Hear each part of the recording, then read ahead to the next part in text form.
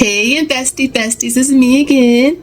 Same background, same outfit, 3 times the charm, right? Look, I said I had an hour. I'm going to make 3 videos in this hour, okay? So if you're new, welcome. My name is Shalise. I'm a mother, a wife, a worker bee. I am an investor. I'm in the trenches just like you, trying to get to financial freedom. So I am not a financial advisor. I am not a fiduciary. Shout out to them. I am an investor in the trenches. My husband and I, we work very, very hard, and so we're trying to do right by this money. We didn't do right the first part of the journey, but we started officially at 30. I'm 41. I'll be 42 next year, Lord willing.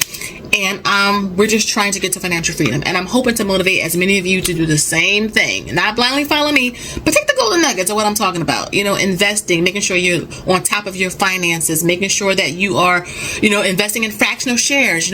All of it adds up, okay? And also beware of scammers and fake pages and all that other type of stuff. So, you saw the thumbnail. I opened up a brand new taxable account with Fidelity. Now you may be asking, okay, Shalise, what you got up your sleeve? What are you starting? Because if you don't know, I love challenges. I think challenges make investing fun. We have a $1 a day investing challenge where we are investing in one ETF or fund, a good one, every quarter. So the polls are up. You can go and see you can actually vote and invest in whatever you want, but the majority is what we usually do.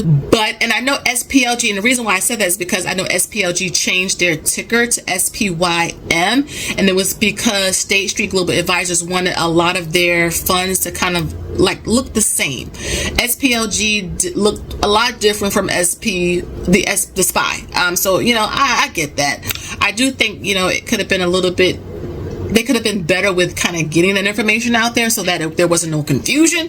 But nonetheless, that's what that is. But yeah, so I opened up a Fidelity taxable account. I love Fidelity. I've been using them for years. Fun fact, side note, I do these often. I prefer Fidelity's platform over Vanguard. Now, I love Vanguard, no shade to them. Was a big fan of Jack Bogle, rest in peace. Genius. A lot of his interviews are on YouTube. But I just am not a big fan of the website or the interface of it. I just prefer Fidelity's. I don't even like Vanguard's app that much. I think I uninstalled it. I just go to the website on the laptop. But I just don't like the interface of the website. I just don't. But but just because I don't like it doesn't mean you have to. Because I know people that love Vanguard. It's just what floats your boat. What kind of hits your vibe? It doesn't hit mine.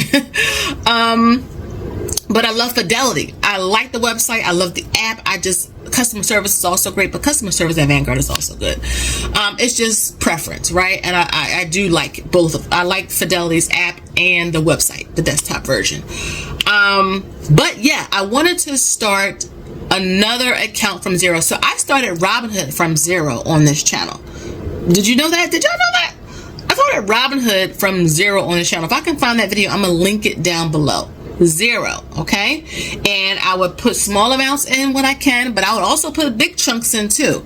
Bonus time, tax refund if we got anything back, any type of raise. Again, I don't have a car payment, so I'm driving around in an older car. Insurance is also lower because I don't have any, accidents or anything. So I don't have that pressure of a car payment. I can put that money into the market. Plus, we have side hustles and things like that. But I wanted to do another one from scratch, but using a different broker that I liked, and that's Fidelity. So I'm going to be doing essentially $100 a month, but I'm going to split it among 3 different funds. And I will share more details with you guys in December.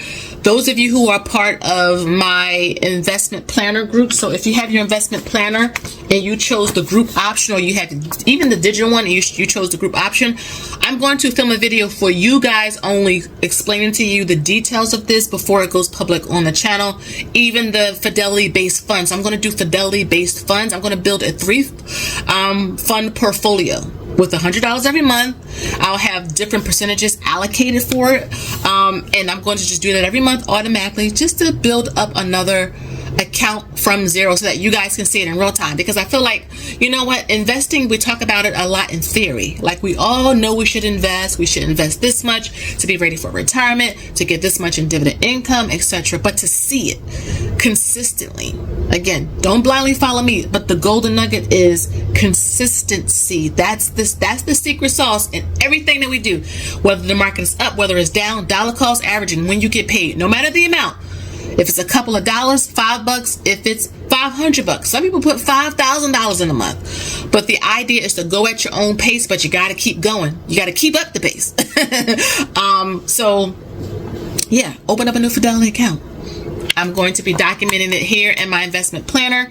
Like I mentioned, I will do monthly updates on the public channel, but I would definitely be keeping the group more like updated, you know, closer, because I want them to see that it is possible to build a simple 3-fund portfolio, something growth, something dividend based, and something international. So that's the direction that I'm going in. I'm not putting any bonds here. Number one, because, well, I want to say I'm young enough, but I think bonds are great. The closer I get to actual, like, traditional retirement, so I'm 41, and I feel like, you know, I don't really need a whole lot of bonds right now in the portfolio. I really would just prefer focusing on growth with some dividends added on the back end. So like I said, most of the $100 will be going to a growth ETF. Then some of it will be going to a dividend ETF, and the remaining will go to an international based ETF, and I will reveal those particular ETFs in a later video. But the account is open. The account is open. The $100 is over there. The $100 is over there, and it is waiting for me, because guess what? I don't have to wait till 2026 to start. I'm a big believer, like I used to be like this. Like, I'll just wait to 2026. No, I don't need to do that. Like, my trainer is amazing, because, you know, losing over 20 pounds, let me tell you something. Because I didn't want it just to be like some fad. I wanted a lifestyle change. And one of the things I've learned is that you don't have to push it off. Like, you can start right now. Like, make the change now. And so I have the account open. I'm going to start it in December. I'm gonna start it in December, and I'm gonna get a head start. But right now, I have 3 challenges going on right now. The $1 a day that I told you guys about. I have $10 every week going into SCHD. You'll see it up on your screen. I have a bigger position in Interactive Brokers, but this is a smaller one. $10 every week. Less than the cost of a large cheese pizza, which is kind of crazy. But $10 every week going into SCHD. And then I have $5 every day that I'm investing into DGRO for the month of November. $5 every day. So, you know what? It's helping me to really see that I'm kind of sealing the leaks in our budget by just automating some investments, like smaller investments, in addition to the bigger ones we do. I just put our November investment plan video, so make sure you guys go check that out. But we invest largely and heavily, but we also like to invest on a small end, not just for motivation for you guys, but for our daughter. I have a 19-year-old daughter. She has been investing since she's been 14 years old. She had a Fidelity teen account. Now that transitioned to a brokerage account for her because she's 18, or she's over 18. And now she has her own accounts that she's working with, like Roth IRAs and things. And I want her to see, like, yeah, you may not have a whole lot to invest because she's 19 years old, but a couple of dollars that you may get, you can put into some of your favorite stocks and your favorite funds. And I love seeing her getting motivated with fractional shares. I love it as a parent, because growing up, I knew nothing about investing. No one who I knew invested. And so it's about changing the narrative, getting a seat at the table, and bringing others with you by, you know, putting that knowledge out there. Okay, so let me know down below. Let's do a little quick question. Do you like the Fidelity or Vanguard's app or website better? Like, which one do you like best? Because I think it just depends on the vibe. But I'm definitely more on the Fidelity side of the fence than I am on the Vanguard. I've always felt like that since I, you know, started with both of the brokers. It's just, I just prefer Fidelity's, just the articles, the customer service, the website. It's easy to open up an account. It's easy to invest with fractional shares. It's just easy overall. Again, love Vanguard in terms of Jack Bogle and the information, but I just vibe better with fidelity. But again, this is going to show you that you can build from zero. You gotta start. You can't push it off, because time doesn't wait for no one. I can't believe in 9 years, Lord willing, I'll be 50. Time. And I know that I don't want to have to rely on the government, and I don't want to have to get another job if it's not necessary.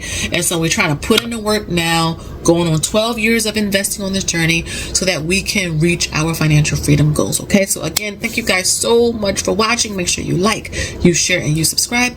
Tickle that notification bell so that you don't miss an upload every time I post a video. And until next time, you already know, I'll see you in the next one. Bye-bye.